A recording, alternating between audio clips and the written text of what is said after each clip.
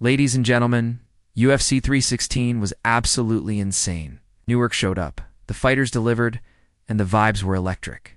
We're breaking down everything from the $6.5 million Dollargate to the emotional tribute featuring Frankie Edgar that had fans feeling all the love. Let's start with the numbers, because they're big. UFC 316 packed out the Prudential Center in Newark.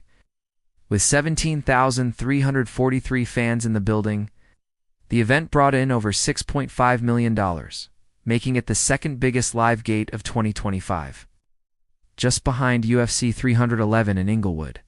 And while the fights were wild, the night had a deeper meaning, especially for New Jersey.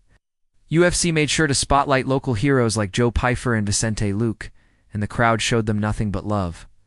But the real tearjerker? A tribute led by New Jersey's own UFC Hall of Famer, Frankie Edgar. Alex Bradlin, one of the UFC's editors, posted a heartfelt message saying he worked on what he called a love letter to the Garden State, guided by Frankie Edgar himself. It was all about honoring New Jersey's deep connection to the sport, and it hit fans right in the feels. It was a huge honor to work with so many amazing people on this piece. And I hope I did the people of New Jersey proud, he wrote. And let's not forget the main event. In the rematch between Merab Dvalishvili and Sean O'Malley, it was Merab who came out on top, finishing Suga in the third round. A dominant performance that made it clear Merab is here to stay. Not now that UFC Newark is in the books.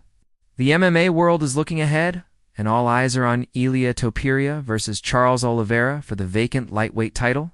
This one's going to be fireworks, but let's be real. The fight everyone's still waiting on is Jon Jones versus Tom Aspinall.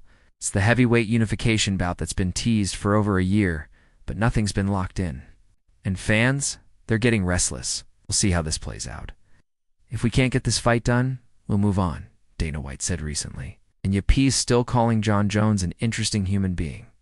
So here's the real question for you guys. If Jones versus Aspinall doesn't happen, what other mega fight could take its place? Which matchup has the star power, the drama, and the fan energy to become the next record breaker? Let me know in the comments. Hit that like button if UFC 316 delivered for you, and smash that. Subscribe if you're riding with us for all the latest UFC breakdowns, fight previews, and post-fight reactions.